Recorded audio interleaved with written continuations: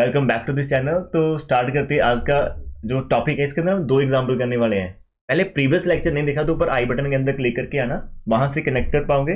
कल भी हमने इस एग्जाम्पल को थोड़ा सा मैंने आपके लिए डिटेल के अंदर समझाया था कि हम क्या करने वाले हैं। ठीक है, प्यार इसी स्माइल के साथ करना और वाहिगुरू जी की ब्लेसिंग के साथ ही सब कुछ हो पाएगा। ठीक है, ना मेरे को कुछ आता है और ना ही शायद आपको आता होगा, तो हम दोनों बैठे हैं तो वाहिगुरू जी ब्लेसिंग दें, तो हम इसे समझने की कोशिश करेंगे। बस थोड़े से पेशेंस के साथ आप करना पड़ेगा।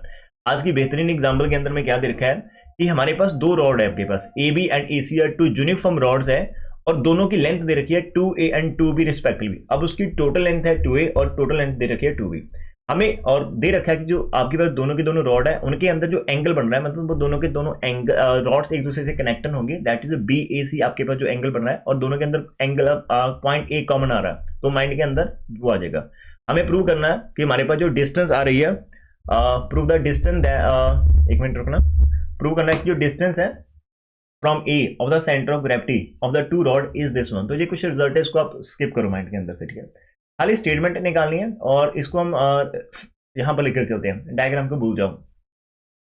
हमें दे रखा है खाली दो यूनिफॉर्म रॉड है ए बी एंड ए सी। तो जब आप ए बी और ए सी के बारे में सोचेंगे तो ए पॉइंट आपका कॉमन आ रहा है, अदरवाइज वो बोलता है कि आपके पास एक ए बी रॉड है, एक आपके पास सी डी है, तो कुछ चीज और हो सकती थी, लेकिन यहाँ पर एक कॉमन पॉइंट आपको मिलता है, तो दोनों की दोनों रॉड कनेक्ट होगी।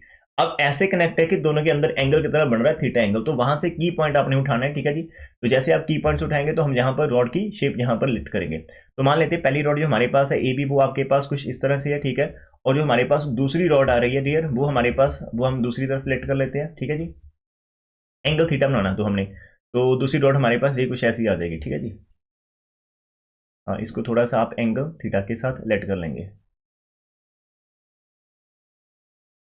तो ये हमारे पास है कुछ इस तरह से। ठीक, तो टू रॉड्स हमने लेट करी है ए और बी। तो जैसे हमारे पास रॉड्स आ जाएगी तो यहाँ पर जो एंगल बन रहा है डियर, वो हमारे पास कितना है, एंगल हमें दे रखा है थीटा दे रखा है। ठीक है, अब यदि आप इसको ए और इस पॉइंट को आप बी मान लेते हो तो आपको दूसरी डॉट के ऊपर इस वाले पॉइंट को सी मानना पड़ेगा। ठीक है, अब हमें गिवन क्या है, इसकी जो टोटल लेंथ दे रखी है वो 2a दे रखी है, इसकी टोटल लेंथ आपके पास 2b दे रखी है। हमें निकालना क्या है कि इन दोनों रॉड का जो भी, अब जी सिंगल सिंगल रॉड तो सिंगल ही रहेगी ना, लेकिन जब दो रॉड आप लेंगे तो ये एक सिस्टम ऑफ रॉड बन जाएगा। अब इनका जो सेंटर ऑफ ग्रेविटी रहेगा, वो जो इनके इन बिटवीन स्पेस बने ना, ये फ्री स्पेस है, यहाँ पर कहीं ना कहीं इनका सेंटर ऑफ ग्रेविटी निकल कर आएगा। आपने और हमने उस सेंटर ऑफ ग्रेविटी, मान लीजिए कि हमारे पास यहाँ पर कोई सेंटर ऑफ ग्रेविटी आ रहा है जिसके कोऑर्डिनेट एक्स बार और वाई बार रहेंगे।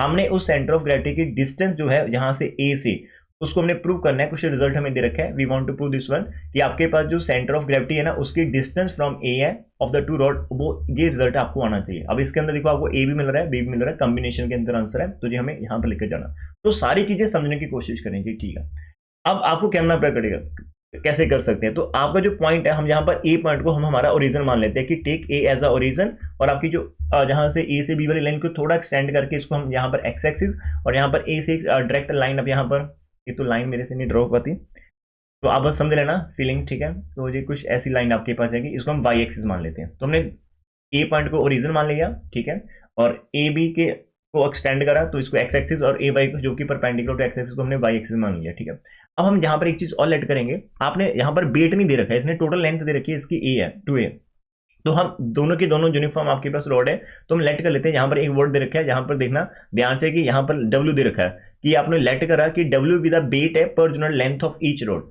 आपके पास दोनों की दोनों जो रॉड दे रखी है उनके अंदर कोई भी आप रॉड उठा लीजिएगा, हर एक रॉड के अंदर जो यूनिट आपके पास आ रहा है ना लेंथ, उसकी यूनिट लेंथ था, उसका बेट हम यहाँ पर W लेट करके चलते हैं। कहने का मीनिंग क्या रहेगा कि यदि आपके पास 1 सेंटीमीटर रॉड की लेंथ है तो उसका वेट 1W होगा, आपके पास 2 सेंटीमीटर लेंथ रहेगी तो उसका वेट 2W होगा, 5 सेंटीमीटर की लेंथ रहेगी तो उसका वेट 5W होगा। अब हमारे पास जो पहली वाली लेंथ 2a है ना, ये वाली, अब इसकी जो ए बी लेंथ है, आपके पास ए बी लेंथ रॉड है, इसकी टोटल लेंथ 2a सेंटीमीटर है या 2a यूनिट, तो इसका जो वेट होगा वो 2aW हो जाएगा।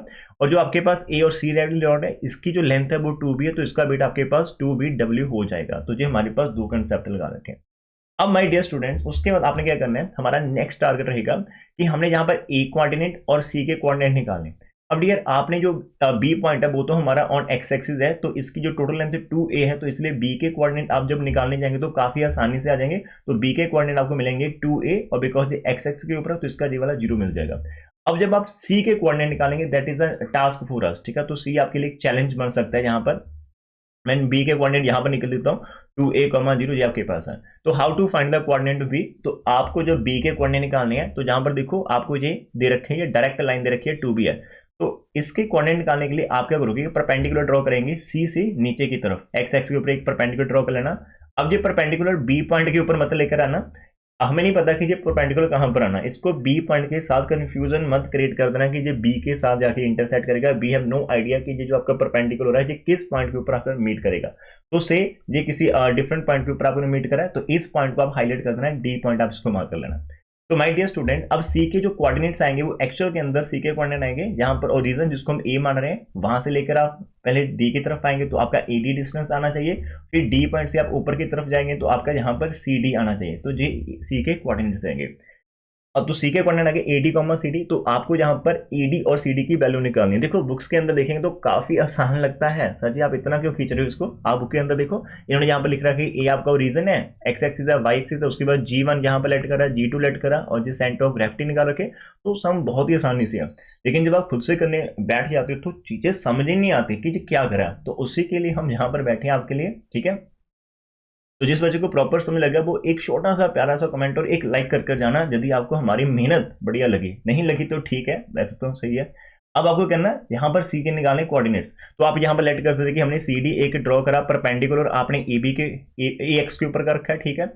और उसके बाद आपको एक ट्राइंगल मिल जाती है, राइट एंगल ट्राइंगल, ये वहां ये वाली कौन सी आपके पास ए डी सी एक आपकी ट्राइंगल है। इस ट्राइंगल के अंदर आपको क्या निकालना, परपेंडिकुलर भी निकालना है, ये हमारा पी है, और आपको बेस भी निकालनी जो हमारा बेस है। तो एक्चुअल के अंदर हमें गिवन क्या, हमें हाइपोटेन्यूस एच गिवन है जो कि 2b है, तो आपको एच यूज करना है, पी निकालना है और बी निकालना है। तो यदि हम पी निकालना चाहते हैं तो माय डियर स्टूडेंट्स, तो हमारे पास जो साइन थीटा होता है वो होता है परपेंडिकुलर ऊपर हाइपोटेन्यूस, परपेंडिकुलर अभी हमारे पास क्या है सी डी है हमारा, तो सी डी आ जाएगा, और हाइपोटेन्यूस हमारे पास 2b दे रखा है, इस 2b को आप इस तरफ लेकर जाएंगे तो वी गेट कि हमारे पास जो सी डी की वैल्यू आ जाएगी वो आ जाएगी 2b into cos of theta आ जाएगी, ठीक है। इसी तरह से यदि आप बेस निकालना चाहते हो, बेस और हाइपोटेन्यूस का रिलेशन होता है कॉज ऑफ थीटा, ठीक है। एंड कॉस थीटा आपके पास आएगा बेस ओवर हाइपोटेन्यूस, बेस आपके पास यहाँ पर बन रखा है, ये आप देख लो ध्यान से एडी बन रही है, और हाइपोटेन्यूस आपके पास 2b है, और फिर आपको यहाँ से मिल जाएगा आपके पास जो ए से लेकर डी है वो आपको मिल जाएगा 2b into sine of sorry base आपको मिलेगा कॉस, हमने कुछ उल्ट-पुलट कर दिया, तो यहाँ पर ये आपके पास साइन थीटा था, जब आप इसको क्रॉस मल्टीप्लाई करें तो ये आपके पास साइन थीटा था, ठीक है। और यहाँ पर आपके पास आ जाएगा नेक्स्ट वाला कॉस थीटा, ठीक है जी।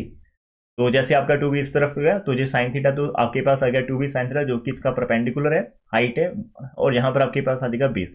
तो हमारे पास जो पॉइंट है ना सी पॉइंट, इसके कोऑर्डिनेट्स आपको मिल जाएंगे, तो आप लिख सकते हो, तो therefore C is equal to आपके पास 2b cos थीटा आ जाएगा, कॉमा आपके पास 2b sin थीटा आ जाएगा, नंबर 1 आ गया। अब नंबर 2 आपको यहाँ पर लेट कर देना है फर्दर कि ये जो आपका बेस है, मैं इसको हटा देता हूँ थोड़ा सा यहाँ से। तो फर्दर आप क्या करेंगे, ये हमारे पास जो 2 रॉड्स है ना, यूनिफॉर्म रॉड्स है, हम मानकर चल लेते हैं इनका जो सेंटर ऑफ ग्रेविटी है वो सेंटर ऑफ, एक चीज मैं आपको दिखाना चाहता हूँ, वो चीज आप देखो कि जब भी आपके पास यूनिफॉर्म रॉड होती है, एक रिजल्ट इन्होंने हमें दे रखा था कि centre of gravity of a uniform rod कहाँ पर होता है। तो यहाँ पर एक लाइन लास्ट में अंडरलाइन कर रखी है कि जो सेंटर ऑफ ग्रेविटी होता है of a whole rod will be lie at its middle point, उस रॉड का जो भी मिडल पॉइंट होगा उसके मिडल पॉइंट के ऊपर उसका सेंटर ऑफ ग्रेविटी एक्ट करेगा किसी भी यूनिफॉर्म रॉड के लिए, ठीक है डियर। तो वही चीज हम यहाँ पर लेट करने वाले हैं। हमारे केस के अंदर हमने लेट कर रखा है जहां पर G1 आपके पास centre of gravity of rod AB है, और G2 आपके पास centre of gravity of rod आपके पास किसका है, ऑफ AC है, ठीक है। तो दोनों हमने यहाँ पर लेट कर लेने हैं। हम यहाँ पर लेट कर लेंगे कि हमारे पास लेट करा आपके पास जो G1 है वो आपके पास G1 G2 B centre of gravity of आपके पास रॉड जो है वो AB है, और कॉमा आपके पास AC है। तो डियर बिकॉज इट लाइज है ना, तो देयरफॉर दीज लाइज, मैं यहाँ पर लिखवा देता हूँ, these lights eight middle points है ना, तो ये लाइट करके मिडल पॉइंट्स किसके मिडल पॉइंट ऑफ आपका ए बी हो जाएगा, एंड आपके पास ए सी आ जाएगा। अब मिडल पॉइंट निकालना आपको आता है। अब बिकॉज हमारे पास ए कोऑर्डिनेट था 0,0 और बी के कोऑर्डिनेट थे हमारे पास 2a,0, तो G1 इनका मिडल पॉइंट कैसे निकालोगे, आप x वालों को यहाँ पर ऐड करोगे इन दोनों को और 2 से डिवाइड करेंगे, तो 2a, तो इसका आंसर a आ जाएगा, और 0 पर आएगा तो 0 ही आएगा। तो आपको मिडल पॉइंट का फॉर्मूला आता है ना, x1 प्लस x2 ऊपर आपके पास 2 होता है, और y1 प्लस y2 ओवर 2, ये आप लोग मेरे से ज्यादा बेटर जानते होंगे, तो ये आपके पास आ जाएगा। फिर डियर आपके पास a.0,0 है, बिकॉज c हमारे पास क्या था 2b cos theta, to be आपके पास साइन थीटा था। तो इनका जो मिडल पॉइंट G2 हमारे पास आएगा वो आपका क्या आ जाएगा, जी तो 0 0 है, खाली आपको इसको 2 से डिवाइड करना है, तो जी आपके पास B cos थीटा आ जाएगा और यहाँ से B आपके पास साइन थीटा आ जाएगा। तो हमारे पास G1 और G2 सेंटर ऑफ ग्रेविटी दोनों के आ चुके हैं। और यहाँ से इसके बाद क्या करना है, हम फर्दर, अब ये आपके पास पहली रॉड है, इसका सेंटर ऑफ ग्रेविटी G2 है, ये हमारे पास मतलब फर्स्ट और सेकंड इसका G1। अब हम क्या करेंगे, इन दोनों की हेल्प के साथ हम हमारा जो main centre of gravity of the whole system उसे निकालने की कोशिश करेंगे। अब सेंटर ऑफ ग्रेविटी हम लेट कर लेते हैं कि मेन हमारे पास क्या है, जी एक्स बार और वाई बार है, जो हमने यहाँ पर लेट करा, ठीक है। लेट करें जी हमारे पास जो एक्स बार कमा वाई बार है, बी हमारे पास centre of gravity of the system, यहाँ पर आपने वर्ड यूज करना है कि हमारे पास एक किसका है, सिस्टम का है। तो इसके जो कोऑर्डिनेट्स दिए आप निकालोगे, तो मैं एक चीज रिमाइंड करवा देता हूँ, एक्स बार हमारे पास होता है समेशन ऑफ यहाँ पर W I of x I over summation of W होता है, और जो हमारे पास वाई बार होता है हमारे पास summation of W I into Y I over नीचे हमारे पास समेशन ऑफ डब्ल्यू ही होता है। तो ये दो तरह के कोऑर्डिनेट हम निकालते हैं। अब यहाँ पर क्या होता है, जो बेट्स होते हैं कि जो हमारे पास रॉड जो भी हमारे पास सिस्टम दे रखा होता है उसके अंदर जितने भी पार्टिकल उन सभी का वेट और उनकी डिस्टेंस फ्रॉम उस पर्टिकुलर पॉइंट जिसके वर्क हम निकालना चाहते हैं, तो ये हमारे पास है। तो माय डियर, यूनिफॉर्म रॉड के अंदर हमारे पास क्या, हमारे पास डिफरेंट पार्टिकल्स नहीं है, हमारे पास पूरी की पूरी रॉड दे रखी है, हमें नहीं पता कि इसके अंदर टोटल कितने पार्टिकल्स हैं और उन इंडिविजुअल पार्टिकल का वेट नहीं पता। तो इसलिए हमने यहाँ पर इसका सेंटर ऑफ ग्रेविटी निकाल रखा है कि मान लेते हैं कि इसका जितना भी वेट है वो सारे का सारा वेट एक पर्टिकुलर पॉइंट जिसको आप सेंटर ऑफ मास भी बोल देते हैं और सेंटर ऑफ ग्रेविटी भी कह सकते हैं, उस एक पॉइंट के ऊपर सपोज कर लेते हैं कि एक्ट करता है। तो हम क्या करेंगे, इस पूरी एबी रोड को जब हम वर्क करेंगे तो इसके डिफरेंट पार्टिकल के साथ डील नहीं करेंगे, हम सिर्फ इसके सेंटर ऑफ ग्रेविटी के साथ ही डील करेंगे। उसका बीट कितना है, जितना रॉड का बीट रहेगा, और उसकी डिस्टेंस फ्रॉम ए पॉइंट क्या है, बिकॉज हम ए पॉइंट से डिस्टेंस निकालना चाहते हैं, ठीक है डियर। तो अब जब आप यहां से काम करोगे तो आपके पास जो एक्स बार आएगा, तो x bar my dear students हमारे पास क्या आ जाएगा, आपका जो G1 पॉइंट है, ए बी रोड का जो G1 पॉइंट है उसका जो x की वैल्यू आ रही है G1 पॉइंट। अब G1 हमारे पास कहां पर, ये G1 है, तो ये G1 के अंदर ये आपके पास एक्चुअल के अंदर मान लेते हैं कि ये हमारे पास x1 बार है और ये हमारे पास y1 बार है। थोड़ा सा मैं इसको लेट कर लेता हूँ, थोड़ा इजी रहेगा। और मान लेते हैं ये हमारे पास x2 बार है और ये हमारे पास y2 बार है।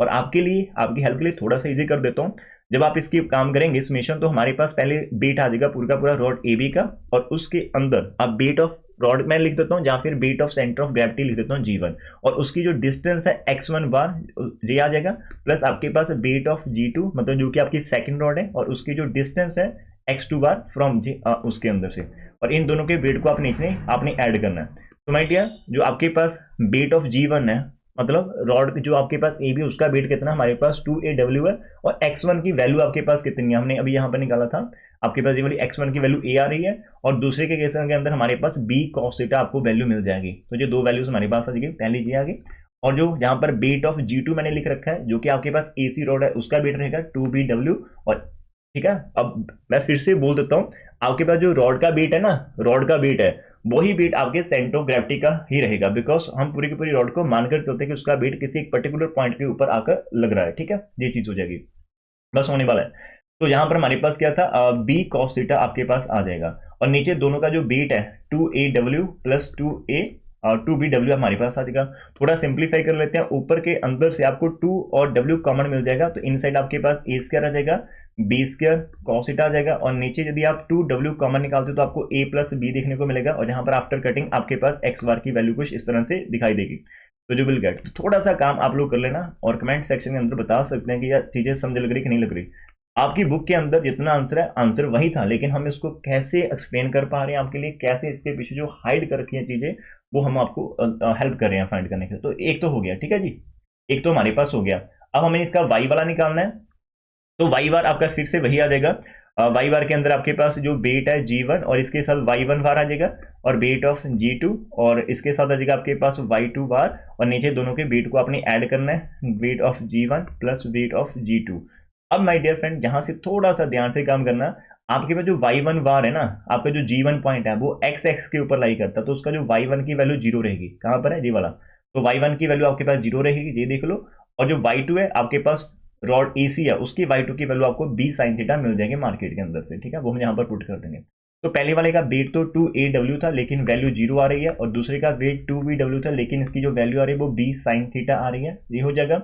नीचे हमारे पास 2AW प्लस 2BW है, तो ऊपर के अंदर से जी वाला पार्ट तो आपका फिनिश हो जाएगा, खाली आपके पास ऊपर 2BW साथ में B sin थीटा मिलेगा, और नीचे माय डियर फ्रेंड आपको 2W कॉमन देखने को आ जाएगा, अंदर A प्लस B, जहां से जी आपका कैंसिल होने के बाद माय डियर फ्रेंड हमारे पास B square sine theta over A plus B आपको मिलेगा। तो हमारे पास जो G पॉइंट है उसके कोऑर्डिनेट्स आपके सामने आ चुके हैं, तो आप यहाँ पर लिख सकते हैं कि देयरफॉर जी हमारी जो x बार और y बार था तो ये हमारे पास आ चुका है, और आप यहाँ पर इनकी वैल्यूज प्लीज खुद से लिख लेना x और y बार की। अभी हमारा मेन टारगेट क्या है कि हमारे पास a पॉइंट कितना है 0,0 और g पॉइंट हमारे पास x बार y बार, तो आपने दोनों के अंदर डिस्टेंस फाइंड आउट करनी है। तो हमारे पास जो a और g की डिस्टेंस आ जाएगी वो हमारे पास under root of x bar minus 0 का square plus y bar minus 0 का स्क्वायर, तो कहने का मीनिंग आपके पास x बार का स्क्वायर रहेगा प्लस y बार का स्क्वायर रहेगा। तो माय डियर फ्रेंड्स हमारे पास क्या होगा अंडर एज इट। अब x बार की वैल्यू आप जहां पर पुट करेंगे कितनी आ रही है, ये हमारे पास वैल्यूज आ रही है A square plus B square cos theta, तो आपके पास ए स्क्वायर है बी स्क्वायर है कॉस थीटा है, और नीचे आपके पास ए प्लस बी है, तो इसका आप होल स्क्वायर कर रहे हो, और प्लस हमारे पास ये जो y बार है इसकी वैल्यू हमें मिल रही है बी स्क्वायर साइन थीटा वाली है ना, तो बी स्क्वायर आपके पास साइन थीटा है और नीचे आपके पास ए प्लस बी है, तो इसका आपका होल स्क्वायर हो गया। तो माय डियर इस यहाँ से आगे का सफर आप खुद से भी कर सकते हो, मैं भी हेल्प कर देता हूँ। एक तो दोनों के अंदर देखो आपको डिनोमिनेटर से मिल रहा होगा ए प्लस बी, तो नीचे तो आपका ए प्लस बी कॉमन आ जाएगा स्क्वायर, और ऊपर मैं इस स्क्वायर को ओपन कर रहा हूँ ए प्लस बी का, तो हमारे पास ए की पावर 4 आ जाएगी, बी की पावर 4 कॉस स्क्वायर थीटा आ जाएगा plus 2 into A square into B square into cos theta, और यहाँ से हमारे पास आ जाएगा बी की power 4 into sine square theta. जिन स्टूडेंट को ये चीज़ समझ नहीं आ रही तो सिंपल जहाँ पर है जी हमने ए प्लस बी की होल स्क्वायर निकाल रहे हैं, हम ए प्लस बी की होल स्क्वायर का फॉर्मूला जहाँ पर लग रखा है पहले वाले के अंदर। इसके बाद तो बहुत सिंपल सा काम है, हमारे पास क्या है कि आपका जो जहाँ से A4 है वो तो एज इट रहेगा, हमारे पास ये वाली सेंटर वाली टर्म आ रही है ना B4 वाली, ये आप S को कॉमन निकालेंगे तो इसके अंदर आपको cos square theta plus sine square देखने को मिलेगा, और प्लस थर्ड टर्म हमारे पास 2A स्क्वायर बी स्क्वायर और कॉस थीटा ये वाली बचेगी, और नीचे वाली जो टर्म है उसने अपना स्क्वायर खत्म कर लेना, आपके पास बाहर आ जाएगा, और इसकी वैल्यू हमारे पास 1 होती है आइडेंटिटी लगने के बाद। तो जब आप इसकी आइडेंटिटी लगा देंगे तो हमारे पास टोटल आंसर आएगा a की पावर 4 b की power 4 plus 2a square b square cos theta, and denominator के अंदर हमारे पास a प्लस बी। और मैंने बोला था कि आप आंसर को मत देखना कि हमें प्रूफ क्या करना है, अभी आप उस आंसर को देख सकते थे यार हमें प्रूफ क्या करना था, तो आप जाकर देखो आपको यहाँ पर A4 मिल जाएगा B4 मिल जाएगा, और यहाँ पर 2A स्क्वायर B स्क्वायर और नीचे आपको A प्लस बी देखने को मिलेगा। तो इसी के साथ हमारी जो आज की पहली बेहतरीन एग्जाम्पल है वो फिनिश हो जाती है।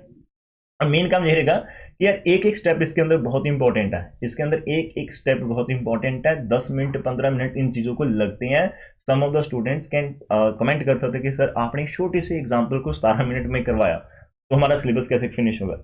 अरे प्यारे, आपने स्कूल के अंदर आपने अपने कॉलेज के अंदर आपके टीचर ने आपको ये करवाया होगा, आपको समझ लगी होगी तो बहुत बढ़िया, नहीं लगी होगी तभी तो आप यहाँ पर यूट्यूब पर आ रहे हो।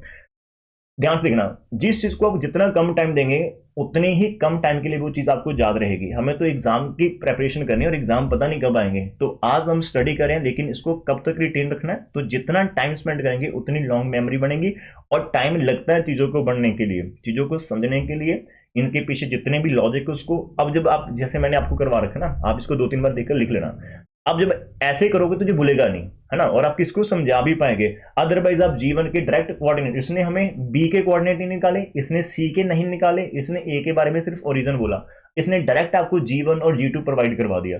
अब डायरेक्ट G1 और G2 आप कहां से, आसमान से थोड़ी निकलेगा, तो उसके लिए हमें बी भी निकालना पड़ता, हमें सी के, अब तो वही हमारी लेंथ थी कि हमने मैं आपको सी कोऑर्डिनेट यहां पर निकाल कर दिखाया, ठीक है, तो सी का सी कोऑर्डिनेट आपको यहां पर निकालना पड़ेगा, तभी आप G1 और G2 जो कि मिडिल पॉइंट्स है वो निकाल पाएंगे, और वहीं पर तो काम हुआ। ठीक है, ट्रायंगल जो कि हमने 10th के अंदर करा था, एप्लीकेशन ऑफ ट्रायंगल, ठीक है, ट्रिग्नोमेट्री, वो सारा रिजल्ट है। तो एक एक स्टेप यहाँ पर लगता है, और पूरी की पूरी रॉड के अंदर कोई डिफरेंट पार्टिकल नहीं थे, अब ये तो एक हो गया, अब डिफरेंट पार्टिकल नहीं थे इसलिए हमने इसका सेंटर ऑफ ग्रेविटी की हेल्प ली, और एक एग्जांपल जिसके अंदर डिफरेंट पार्टिकल्स वो आपको सिंपल से दिखा देता हूं, जहां पर वो भी आप कर लेना, अपने एड ऑन कर लेना। यहां पर भी एक यूनिफॉर्म रॉड दे रखी है जिसकी लेंथ टोटल 3.2 मीटर्स है, and its weight is 5 kg। अब इसने बोला कि इस रॉड का जो वेट है वो 5 kg, इसने बोल दिया सिंपल। हैज पार्टिकल, बोल रहा है कि इसके पास कुछ पार्टिकल्स है जिनके वेट 4 kg है, 6 kg है, 10 kg और 2 kg है, और ये अटैच कर रखे हैं to it at the points of distance 0.4, 0.8, 2.3, 2.9 metres respectively from one end. तो हमें फाइंड करना है position of the centre of gravity of the system, कि इस पूरे सिस्टम का जो सेंटर ऑफ ग्रेविटी होगा वो किस पॉइंट के ऊपर लाई करेगा। तो यहाँ पर इन्होंने क्या रखा है, मैंने कुछ नहीं करा, यहाँ पर ऑलरेडी है, बस आपको थोड़ा सा आइडिया देने वाला हूँ। इन्होंने एक ए बी रॉड लेट कर रखी है और यहाँ पर देखो ध्यान से, अब इसका जो टोटल इन्होंने बोला कि हमारे पास ए बी एक यूनिफॉर्म रॉड है जिसकी लेंथ 3.2 मीटर है और इट्स वेट 5 kg, वो एक्ट करेगा इसके मिड पॉइंट पर सी पर।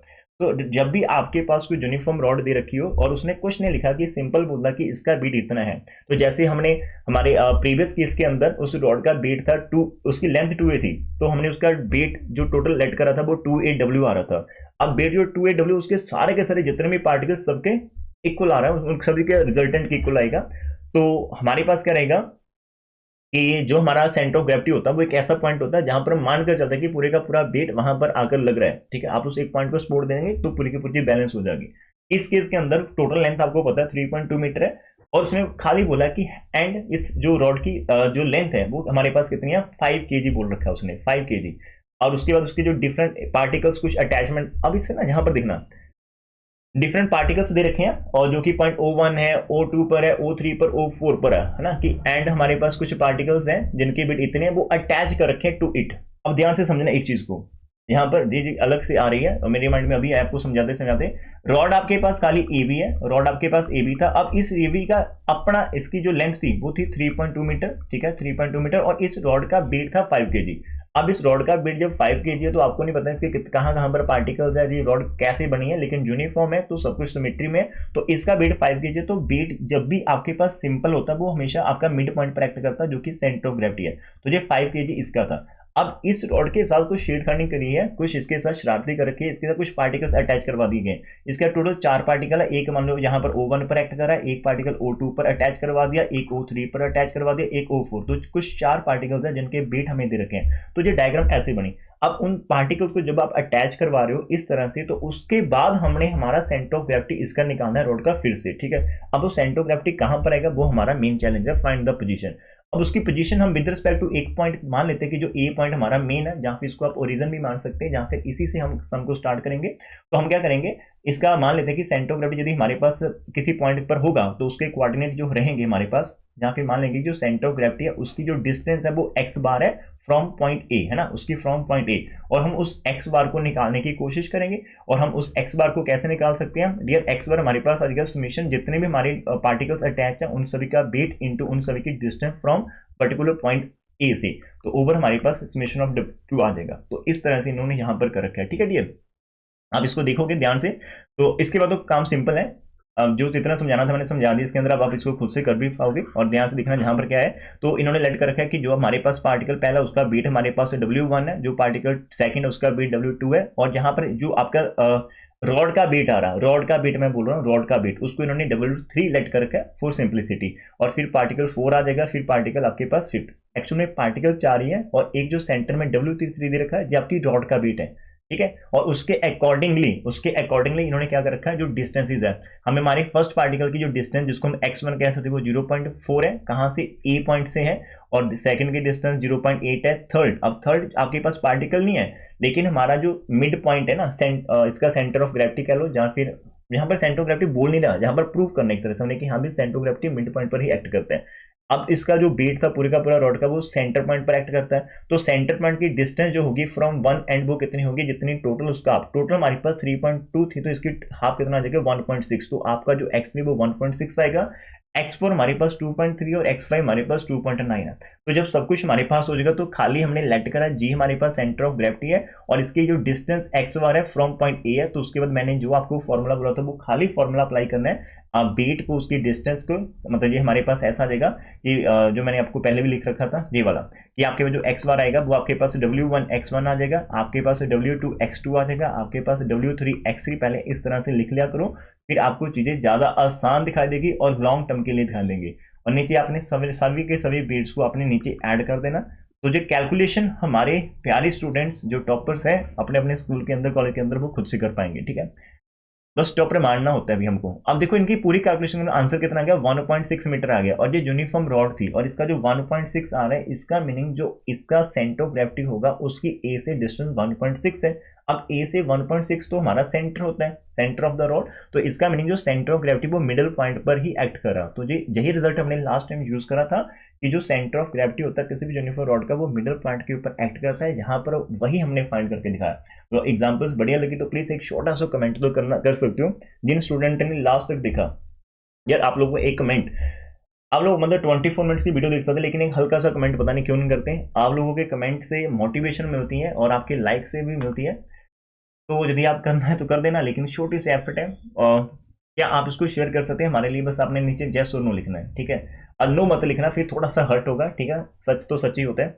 आप शेयर्स करेंगे तभी हमारा चैनल ग्रो करेगा तभी हमें भी थोड़ा सा फायदा होगा, इसका आउटपुट मिलेगी। इनपुट तो हम देने के लिए रेडी है।